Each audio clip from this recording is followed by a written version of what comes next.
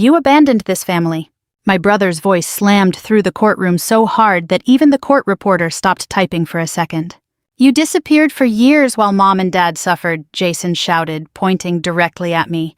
"And now you want half of everything Dad worked for?" The judge didn't answer right away.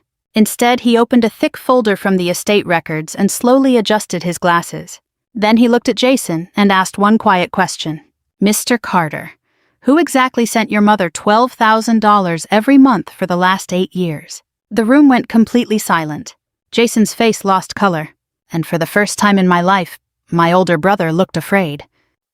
3 weeks earlier, I stood outside my parents' church in Pensacola, Florida, staring at the white funeral program in my hands, while the Gulf wind pushed against my black dress. Harold Carter, beloved husband, father, and grandfather.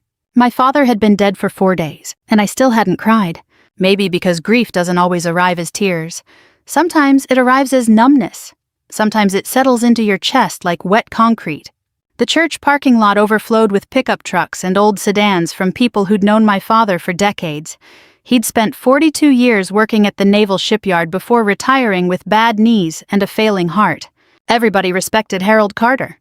Quiet men usually earn that kind of respect slowly. I spotted my brother near the church entrance, shaking hands like a politician at a county fair. Jason wore a navy suit that probably cost more than 3 months of my grocery budget.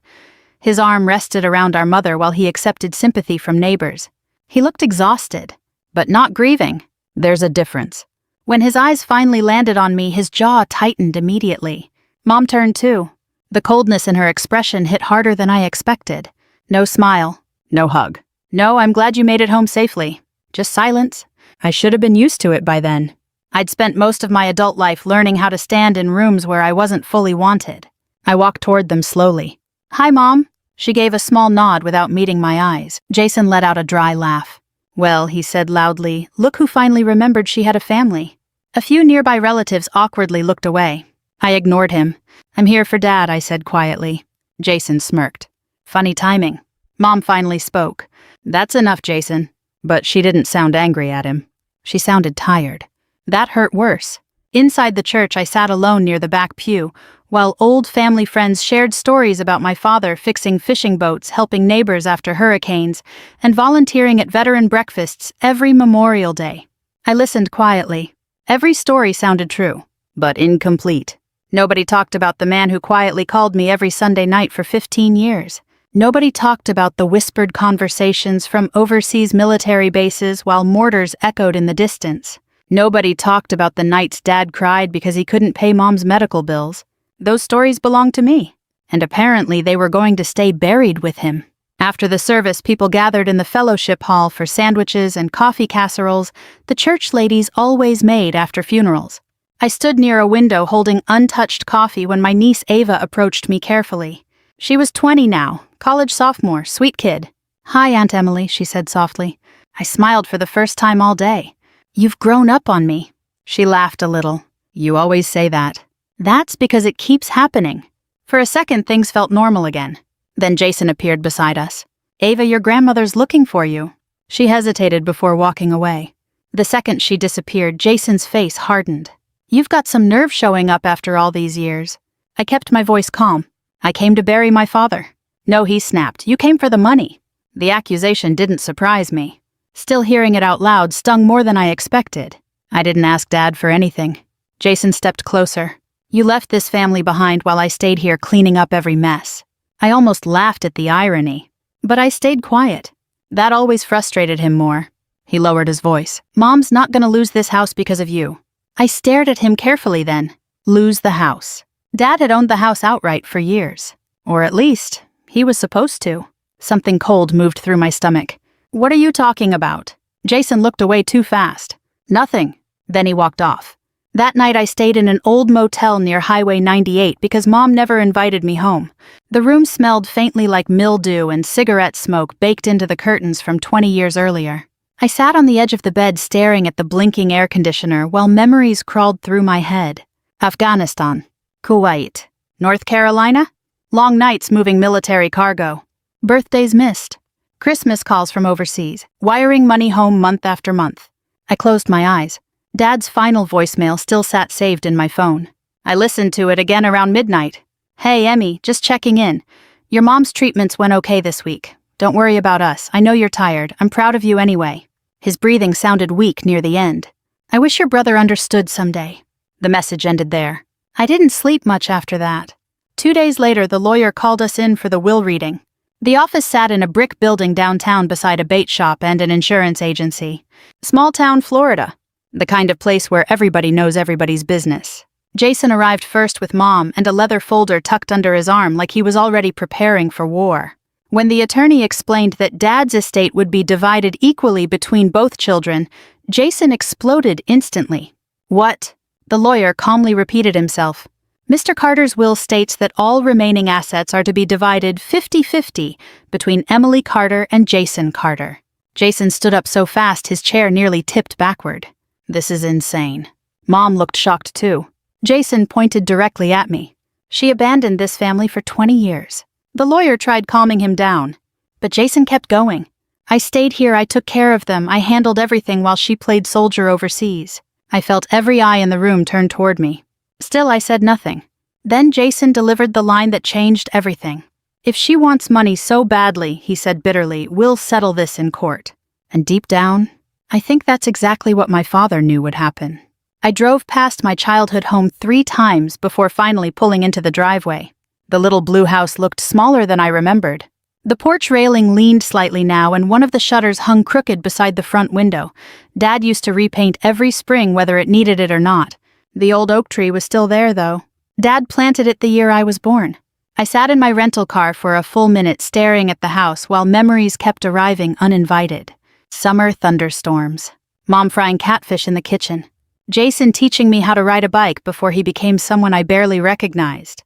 Funny how grief mixes good memories with painful ones until you can't separate them anymore. I finally stepped out and walked toward the mailbox. The metal flag hung loose and rusted. Bills stuffed the box so tightly I could barely pull them free. Final notices, past due statements, medical collections, property tax warnings. My chest tightened immediately. Dad had never allowed unpaid bills to pile up like this. Never. I stood there flipping through envelopes while the Florida heat pressed down around me like wet wool. Then the front door opened. Mom stepped onto the porch slowly. For a second, she just stared at me. She looked older than she had at the funeral only 2 days earlier. Smaller somehow? Grief ages people fast. "You don't have to stand in the driveway," she said quietly. Not warm, not cold either. Just tired. I walked toward the porch. "How are you feeling?" "I buried my husband," she answered. "How do you think I'm feeling?" I nodded slowly. Fair enough. Inside the house smelled exactly the same.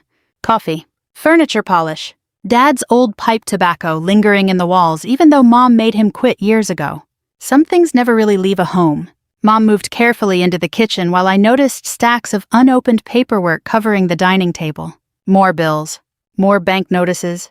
I picked one up. Second mortgage statement. My stomach dropped. Dad took out a second mortgage. Why? The balance still owed was nearly $90,000. Mom noticed my expression immediately. "Your father said not to worry about it." "When did this happen?" She sat down heavily. "A few years ago." "A few years ago for what?" She looked away. "Jason had some business problems." "Of course he did." I closed my eyes for a second. Dad had mortgaged the house to save Jason again. How bad were the debts? Mom rubbed her forehead. "I don't know all the details." That meant she knew enough. I'd seen this pattern my entire life. Jason messed up. Dad rescued him. Mom defended him. And somehow everybody acted like it was normal. Meanwhile, I'd spent 20 years trying not to become another burden. Mom suddenly looked at me carefully. "Your brother stayed." I almost laughed. There it was. The family religion. Jason stayed. As if physical proximity automatically made someone loyal.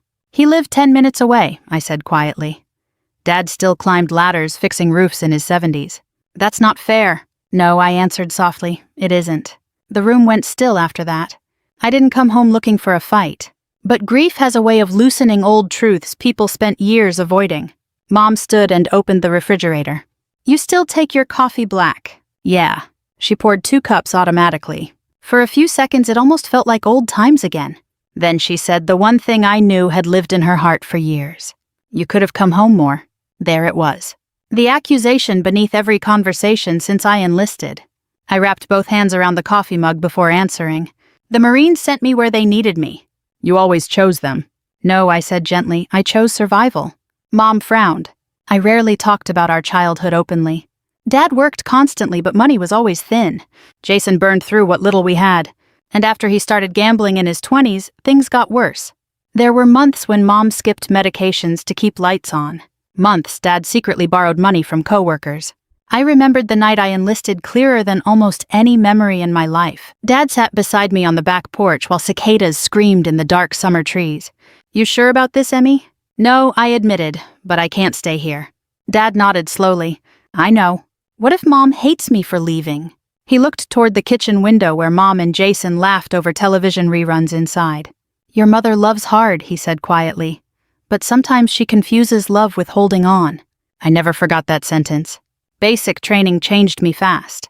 The Marines have a way of stripping weakness out of you whether you're ready or not. I learned discipline, silence, distance. And I learned how to keep functioning while lonely. Especially lonely. The first time Dad asked for money, he sounded embarrassed.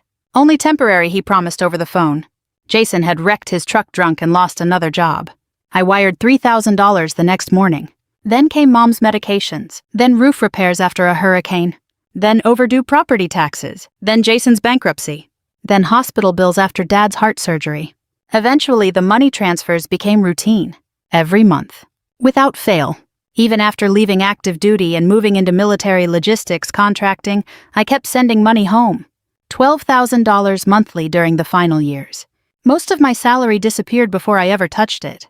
But I kept living simply anyway. Small apartment, used truck, no vacations, no husband, no children, just work. And family obligations nobody acknowledged. Mom interrupted my thoughts suddenly. Jason says you're fighting him over the inheritance. I stared at her. I'm not fighting anyone. He says you want to force us to sell the house. The realization hit me immediately. Jason was poisoning her against me already. I would never throw you out of this house. Mom looked uncertain. That hurt more than anger would have. She truly didn't know what to believe anymore.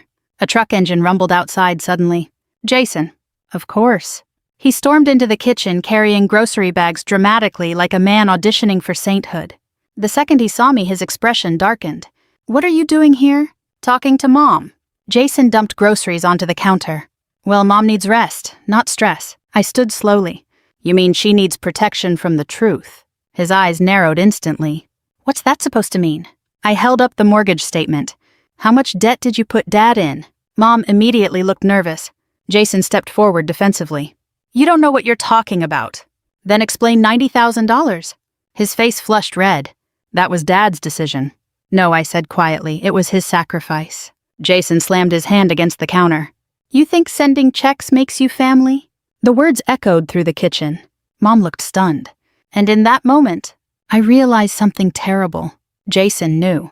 Maybe not every detail, but he knew money had been coming from somewhere all these years, and he'd convinced himself he deserved it.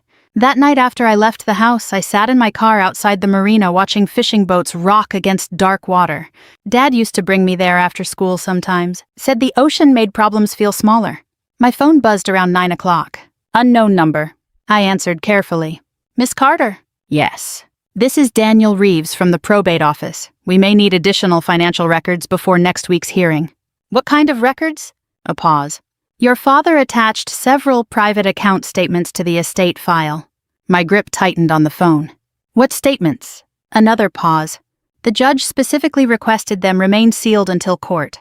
The courthouse in Escambia County smelled like old paper floor polish and bad coffee. Somehow courthouses always smell the same no matter where you go. I arrived 20 minutes early wearing the only navy blazer I owned that still fit properly. My hands stayed steady, but my stomach hadn't settled since sunrise. I'd spent years working around military command centers, emergency logistics operations, and deployment briefings. None of that prepared me for sitting in a courtroom while your own family argued about your worth. Jason stood near the courtroom doors with his attorney when I walked in. He stopped talking immediately. His lawyer, a silver-haired man named Richard Coleman, looked polished and expensive. The kind of attorney who knew how to make ordinary people feel small without ever raising his voice. Jason folded his arms. You actually came. I looked at him evenly. You filed the case. His jaw tightened. You could still walk away from this peacefully. I almost smiled. Peacefully. Interesting word coming from him. Before I could answer, Mom entered slowly behind Jason. She looked nervous, more fragile than angry now. Her eyes met mine briefly, then dropped toward the floor. That hurt more than Jason's accusations ever could. The bailiff opened the courtroom doors a few minutes later. Carter estate hearing. We entered quietly. Judge Walter Bennett already sat at the bench reviewing paperwork through reading glasses low on his nose. He looked about 70 himself. Calm face. Former military, if I had to guess from the posture alone. The courtroom wasn't crowded, but several relatives had shown up anyway. Small-town family drama attracts spectators like church gossip. I recognized 2 cousins and aunt from Mobile and 3 neighbors from my parents' street sitting quietly in the back rows. Jason wanted an audience. Of course he did. The hearing began formally enough. Estate summaries. Property values. Outstanding debts. Then Richard Coleman stood. Your Honor. He began smoothly. My client believes the existing will fails to reflect the reality of who actually cared for Harold and Diane Carter during their later years. I sat quietly. Coleman continued. Mr. Jason Carter remained physically present for both parents, while Miss Emily Carter voluntarily removed herself from the family for nearly 2 decades. There it was. Physically present. As if sitting nearby automatically counted as sacrifice, the attorney walked slowly before the judge. Mr. Carter handled medical appointments, household responsibilities, transportation needs, and emotional support, while his sister pursued a military career and later private contracting opportunities overseas. Jason lowered his head slightly at exactly the right moments. Performance, every bit of it. Then the attorney delivered the line designed to destroy me. Quite frankly, Your Honor, my client believes Miss Carter abandoned her responsibilities as a daughter. The word hung there. Abandoned. Like I'd deserted wounded people on a battlefield. Judge Bennett glanced toward me calmly. Miss Carter, would you like to respond? Every eye in the room shifted toward me. I could have explained everything right then. The deployments. The bills. The transfers. The years Dad quietly called asking for help. But something stopped me. Maybe exhaustion. Maybe pride. Or maybe I was simply too tired to beg people to see love that should have been obvious already. So I answered honestly. I served where I was assigned, Your Honor. Jason let out a bitter laugh. There she goes again. Always talking like a soldier instead of a daughter. The judge frowned slightly. Mr. Carter, control yourself. Jason shook his head emotionally. No, Your Honor. Somebody finally needs to say it. He turned toward the courtroom dramatically. My father died believing this family was broken because my sister chose strangers over us. Mom flinched beside him. That caught my attention. Jason noticed too late. Because suddenly I realized something important. Dad never would have said that. Not in a million years. Jason was rewriting our father now that the man couldn't defend himself. The attorney placed a hand lightly on Jason's arm. Take your time. Jason nodded like a grieving saint.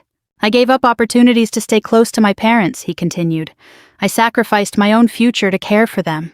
I stared at him in disbelief. Sacrificed. Jason had spent half his adult life unemployed. Dad paid his truck payments. Dad covered gambling debts. Dad refinanced the house twice because of him. And somehow Jason still saw himself as the martyr. The judge reviewed paperwork silently for several moments. Then he looked toward Mom. Mrs. Carter, would you like to make a statement? Mom hesitated. Her hands trembled slightly. Jason leaned closer to her immediately. You can tell the truth, Mom. Something about the way he said it bothered me deeply. Like coaching. Mom cleared her throat. Emily always worked hard, she said softly. Jason's expression changed instantly. But, she continued nervously, she wasn't around very much. There it was again. Around. The measurement everyone used against me. As though distance erased sacrifice, the judge nodded politely. Then he turned pages inside the estate file slowly. Very slowly. His expression changed almost immediately. He adjusted his glasses. Looked again. Then flipped backward several pages. The room grew quieter. Even Jason noticed something shifting. Judge Bennett leaned back slightly.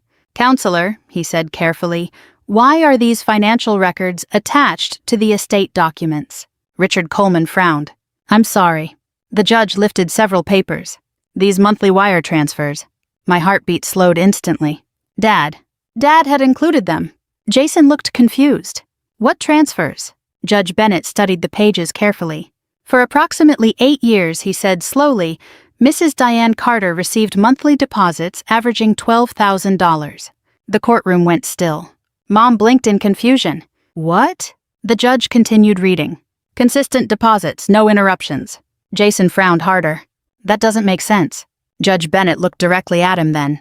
Mr. Carter, do you know who sent your mother this money? Silence. Real silence, not courtroom silence. The kind that changes the oxygen in a room. Jason stared blankly. Mom looked frightened now. The judge turned another page. These funds appear connected to overseas military contracting accounts. My chest tightened. Dad really had prepared for this. Every transfer. Every statement. Every year. Saved. Protected. Jason slowly turned toward me. His face lost color one piece at a time. No, he whispered. I looked down at my hands. The judge spoke again. Miss Carter. I finally raised my eyes. Yes, Your Honor. Did these transfers come from you? Nobody moved. Nobody breathed. I could hear the air conditioner humming above the courtroom ceiling. And suddenly, I was back in tiny overseas apartments eating microwave dinners alone while wiring money home before paying my own bills. Back in Kuwait working 18-hour days. Back in Afghanistan sleeping beside satellite phones waiting for Dad's late-night calls. Back in all those years nobody saw. I answered quietly. Yes, sir. Gasps spread softly through the courtroom. Mom's hand flew to her mouth. Jason stared at me like he'd never seen me before. The judge removed his glasses carefully. Then he asked the question that shattered my brother completely.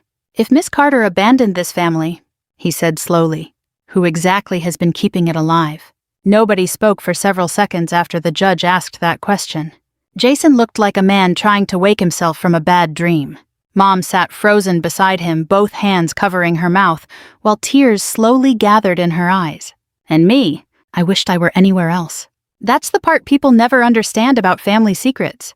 When the truth finally comes out, it rarely feels victorious. Mostly it feels sad. Judge Bennett laid the papers down carefully. Miss Carter, he said gently, please explain these transfers. I swallowed once before answering. There's not much to explain, Your Honor. The judge raised an eyebrow slightly. $12,000 monthly for nearly 8 years seems like quite a bit to explain. A few nervous chuckles moved through the courtroom before dying quickly. I kept my voice steady. My father called me after my mother got sick. They were behind on medical bills. Mom slowly turned toward me. Sick, she whispered. I looked at her carefully. You had cancer, Mom. Her face crumpled slightly. The judge glanced through more records. These transfers continued long after the treatments. Yes, sir. Why? I hesitated. Because the real answer sounded cruel out loud. Because one person in that family created emergencies faster than I could solve them. Finally, I answered honestly. Because the bills never stopped. Jason suddenly stood up. This is ridiculous. Judge Bennett looked up sharply. Sit down, Mr. Carter. Jason ignored him. She left us for 20 years, and now suddenly she's pretending to be some kind of hero. I closed my eyes briefly. Same Jason. Even cornered by evidence, he still reached for performance. The judge's tone hardened. No one said anything about heroes. Jason pointed at me furiously. She thinks sending money makes her better than everybody else. I looked at him quietly. I never said that. Then why hide it? The question landed harder than he realized. Because deep down, I'd asked myself that same thing for years. Judge Bennett leaned forward slightly. Yes, Miss Carter. Why was this arrangement secret? I looked toward Mom first. Then Jason. Then the old wooden floor between us. Because Dad asked me not to tell anyone. The courtroom stayed silent. The judge frowned thoughtfully. Did he explain why? I nodded slowly. He was ashamed. Jason laughed bitterly. Ashamed of what? This time I looked directly at him. Of how much debt you kept putting them in. The words hit the room like broken glass. Jason's face turned bright red instantly. That's a lie. No, I said quietly, it's not. Judge Bennett lifted another document from the estate file. What exactly were these debts connected to? I answered before Jason could. Failed businesses, credit cards, gambling loans, 2 bankruptcies, back taxes. Mom stared at Jason in disbelief. Jason. He turned toward her immediately. Don't listen to this. The judge interrupted calmly. The court has supporting records for those claims. Jason's breathing became shallow. I could see panic beginning to replace anger now. Because lies work best when nobody brings paperwork. Judge Bennett opened another sealed envelope from the estate file. This appears to be a handwritten statement from Harold Carter himself. The room went completely still again. Dad. Even after death, Dad was still trying to hold the family together. The judge adjusted his glasses and began reading. If you are hearing this, he read slowly, then my children have probably reached the point I feared most. Mom lowered her head immediately. The judge continued. My daughter Emily has supported this family financially for many years. Most of the money keeping this household alive came from her sacrifices. Jason stared at the table silently. Emily asked for nothing in return, the judge read. No praise, no control, no recognition. I felt heat building behind my eyes for the first time since Dad died. Judge Bennett turned another page. I asked her to keep the arrangement private because I wanted to protect this family from shame, especially Diane. Mom started crying softly. She loved Jason so fiercely that she could never fully see what was happening, and I was too weak to stop it. Jason suddenly slammed his palm against the table. This is unbelievable. The judge looked up sharply. Enough, Mr. Carter. Jason stood anyway. You're all acting like I robbed them. The judge's expression hardened. Didn't you? Jason froze. The silence that followed felt unbearable. Finally, he sat back down slowly. Judge Bennett returned to the letter. There's more. Nobody moved. If Jason ever reads this, the judge continued. I hope he understands something before it's too late. Love is not measured by who stays physically closest. Sometimes the child carrying the heaviest burden is the one suffering quietly far away. Mom broke completely then. The sound that came out of her didn't even sound like crying anymore. It sounded like regret. Deep, crushing regret. I stared at the table because I couldn't bear looking at her. The judge folded the letter carefully. Then he asked softly, Mrs. Carter, were you aware your daughter was paying most household expenses? Mom shook her head slowly through tears. Number. Were you aware Miss Carter funded your cancer treatments? Another shake. No. I closed my eyes briefly. Dad really never told her. Not fully. Maybe he thought protecting everyone would somehow keep the family from falling apart. But hidden truths rot families from the inside eventually. Judge Bennett reviewed more records. There are also tuition payments made to Florida State University under an anonymous trust. Ava, my niece.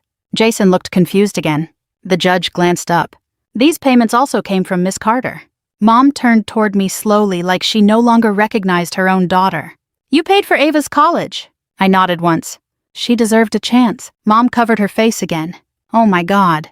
Jason looked shattered now. Not remorseful yet. Just exposed. There's a difference. The judge leaned back quietly. Then he looked directly at me. One thing still confuses me, Miss Carter. I waited. You could have defended yourself years ago. Why stay silent? That question settled over the courtroom heavier than all the financial records combined. Even Jason looked at me then. Waiting. I thought about every lonely deployment, every missed holiday, every time Mom praised Jason for being there while Dad quietly thanked me over the phone for keeping electricity on. Then I answered honestly, because I didn't want my mother to hate her son. Nobody moved after that, not even Jason. And for the first time since this whole nightmare began, my brother finally looked ashamed. The hearing recessed for lunch, but nobody moved right away. The courtroom sat under a heavy silence that seemed to press against every wall. Jason remained frozen in his chair, staring at the table while Mom quietly cried beside him. I stood slowly gathering my folder and purse, hoping to leave before anybody tried speaking to me. Then I heard Mom's voice behind me. Emily. I stopped. Not because I wanted to. Because after all these years, some part of me still reacted any time my mother sounded broken. I turned carefully. She looked smaller than ever, sitting there alone in the courtroom bench. Her mascara had streaked slightly beneath tired eyes, and grief seemed to pull at her shoulders like physical weight. I didn't know she whispered. The words trembled so badly they almost disappeared. I nodded once. I know. That only made her cry harder. I couldn't stay there watching it. So I left the courtroom and walked outside into the humid Florida afternoon. The heat hit me instantly. Thunderclouds gathered low over Pensacola Bay while traffic rolled slowly past the courthouse square. I sat alone on a bench beneath an old magnolia tree and stared at nothing for a while. Funny thing about emotional exhaustion. Eventually you stop feeling angry. You just feel empty. About 20 minutes later, somebody sat down beside me. Jason. I almost stood immediately. Relax, he muttered. I'm not here to fight. I kept my eyes forward. That'd be a nice change. He gave a bitter half laugh. Neither of us spoke for several seconds. Then he rubbed both hands over his face and said quietly, You really paid for all that. There was no point lying anymore. Yes. Why? I looked at him carefully. What do you mean, why? You hated us. That one genuinely stunned me. I turned fully toward him for the first time all day. Hated you. He shrugged helplessly. You left. There it was again. That childish equation he'd built his whole life around. Leaving equals betrayal. Staying equals love.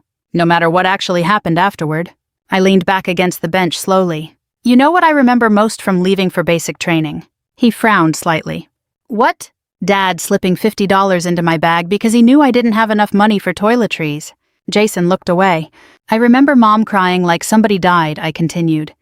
And I remember you asking Dad if you could have my car. His face tightened immediately. That was 20 years ago. Yes, I said softly. And somehow nothing ever changed after that. The breeze picked up around us, carrying the smell of rain and salt water. Jason stared out toward the street. You think I'm some kind of monster? I didn't answer immediately, because the truth was more complicated than that. No, I finally said. I think you got used to being rescued. That hit him harder than yelling would have. He lowered his eyes toward the sidewalk. I didn't ask Dad to mortgage the house. No, I replied quietly. You just kept creating situations where he felt he had to. Jason swallowed hard. For the first time since I came home, he actually looked tired instead of angry. You don't understand what it was like staying here? I almost laughed at the irony again. You're right, I said. I was too busy sleeping in military tents. His jaw clenched. That's not fair. Neither was wiring half my paycheck home while hearing people call me selfish. That one landed. Hard. Jason looked down at his hands. You know what Dad used to say about you? I waited. He said you were the strongest person he'd ever known. Something inside my chest tightened painfully. Dad rarely gave compliments directly. That generation of men didn't always know how. Jason shook his head slowly. I hated hearing it. I looked at him carefully. Why? Because every time he said your name, Jason whispered, I felt like I was already disappointing him. That changed something. Not everything, but something. For the first time, I stopped seeing only the selfish adult sitting beside me. I saw the scared little boy our parents accidentally trapped inside him. Dad expected strength from me. Mom protected weakness in Jason. And over decades, those roles hardened into identities none of us escaped. Jason laughed bitterly to himself. You know the worst part? What? I actually convinced myself you owed us that money. I stared at him.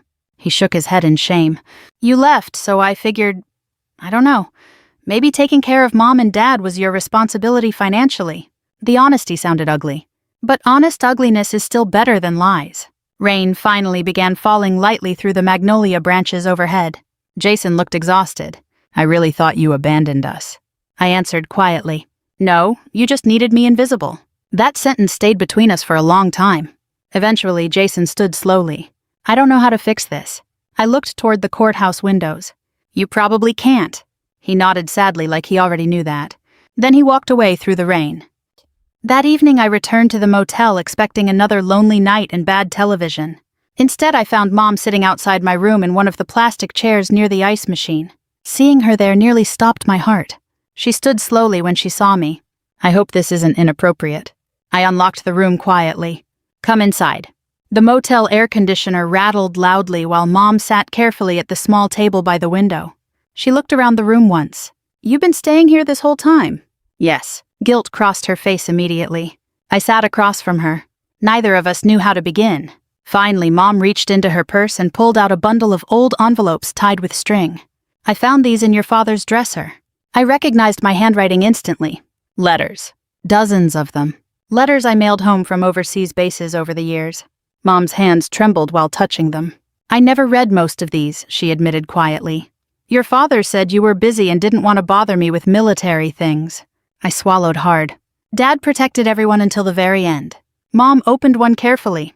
I spent Christmas eating vending machine cookies in Kuwait tonight. She read softly, tears already forming again. But at least the money should arrive before the mortgage payment is due. Her voice cracked completely. She opened another. I know Jason's struggling again. Please don't make him feel ashamed. Just tell Dad I'll send extra next month. Another.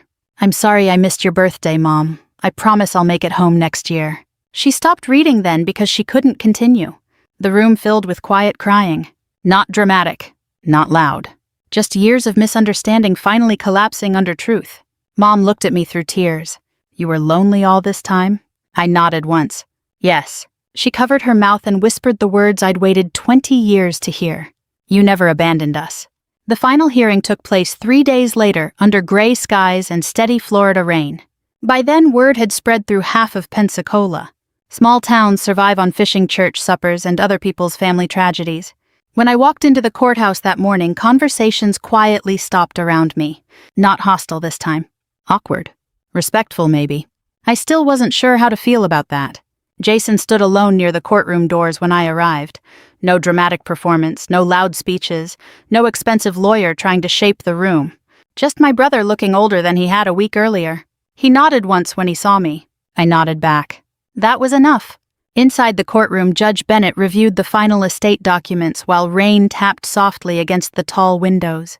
Mom sat between us this time instead of beside Jason. A small detail. But emotionally, it meant everything. The judge cleared his throat. After reviewing all financial records, testimony, and supporting documents, this court finds no basis to challenge Harold Carter's original will. Jason lowered his eyes immediately. The estate, the judge continued, will remain divided equally between both children. Nobody reacted. No celebration. No victory. Because by then, this had stopped feeling like a fight over money. Judge Bennett folded his hands together. However, he added carefully, I would like the record to reflect something beyond legal findings. The courtroom quieted further. I have presided over probate and family cases for over 30 years, he said. Most involve anger over property. Very few involve sacrifice of this magnitude. I stared down at the table silently. The judge looked toward Jason. Your sister spent years carrying responsibilities that should never have belonged to one person alone. Jason nodded faintly without arguing. Then the judge looked toward me. And Miss Carter, silence may protect a family temporarily, but hidden sacrifice eventually becomes another form of suffering. That one stayed with me. Because he was right. Keeping quiet hadn't saved us. It only delayed the collapse. The hearing officially ended a few minutes later. People slowly began standing and gathering papers while quiet conversations filled the room. Then something unexpected happened. Jason stood. Not dramatically. Not loudly. He simply faced the courtroom and cleared his throat. I need to say something. The room settled again. Jason looked nervous for the first time in his life. My sister didn't abandon this family, he said quietly. I just spent too many years blaming her because it was easier than blaming myself. Mom immediately started crying again. Jason continued slowly. I kept telling myself staying nearby made me the better son. But the truth is... He swallowed hard. I stayed because everybody kept rescuing me. Nobody moved. I loved my father, he whispered, but I also used him. Those words cost him something. You could hear it. Real accountability always hurts. Jason turned toward me fully then. I don't expect forgiveness, he said, but I am sorry. For a second, 20 years of anger pressed against my chest all at once. Missed birthdays. Overseas holidays. Phone calls asking for more money. Being treated like a stranger in my own family. Part of me wanted to stay angry forever. Honestly, it would have been easier. But Dad didn't spend his entire life trying to hold us together just so we could destroy each other after he died. So I answered honestly, I'm still angry. Jason nodded slowly. I know, but... I continued quietly, I'm tired of losing family. That nearly broke Mom completely. She reached for both our hands at once like she was afraid we might disappear again if she let go. Outside the courthouse, rain still poured steadily over the parking lot while people rushed beneath umbrellas. Jason lingered beside my truck awkwardly. There's something else, I said. He looked up cautiously. I spoke with the estate attorney yesterday. His expression tightened immediately. I'm not taking the full inheritance. Jason frowned in confusion. What? I leaned against the truck door. Dad wanted Ava protected more than anything. Jason blinked several times. I'm placing part of my share into an education and housing trust for her. He stared at me speechless. You'd still do that, after everything. I looked toward the rain. Ava didn't cause any of this. Jason covered his eyes briefly with one hand. When he lowered it again, tears mixed with rain on his face. My older brother had probably spent half his life avoiding shame. Now it finally sat in front of him with nowhere left to run. I don't deserve that kind of kindness, he whispered. No, I said gently. Probably not. He almost laughed through the tears. But Dad would have wanted it anyway. That finished him. Jason broke down completely right there beside the courthouse parking lot. Not loud. Not dramatic. Just a tired, middle-aged man finally collapsing under years of denial. And for the first time since we were children, I put my arm around my brother. Man, 6 months later, we stood together beside Dad's grave on a quiet Sunday morning. The oak trees around the cemetery swayed gently in warm Gulf Coast wind, while distant church bells echoed across town. Mom placed fresh flowers carefully beside the headstone. She looked healthier now, lighter somehow, not because grief disappeared, but because truth finally had room to breathe inside our family. Jason had started attending Gamblers Anonymous meetings 3 months earlier. He found steady work managing inventory at a marine supply warehouse. Nothing glamorous, but honest. Ava was preparing for graduate school, and me, for the first time in 20 years, I'd stopped taking overseas contracts. I rented a small house 15 minutes from Mom's place. Close enough to help, far enough to breathe. As we prepared to leave the cemetery, Mom reached for my hand. "Your father would be proud of you." I smiled softly. "He loved you too, Mom." Fresh tears filled her eyes immediately. "I know," she whispered. We ate dinner together afterward at a little seafood restaurant near the marina. Nothing fancy. Fried shrimp, hush puppies, bad coffee. But somewhere between passing tartar sauce and arguing about football scores, we started sounding like a family again. Not perfect, not healed completely, but trying. And at our age, sometimes trying is the bravest thing left. If this story touched your heart, remember to cherish the quiet people in your life, the ones who carry burdens without asking for praise. Sometimes the strongest love is the kind nobody sees until much later. And if you've ever known someone who sacrificed silently for family, share this story with them. They deserve to be remembered too.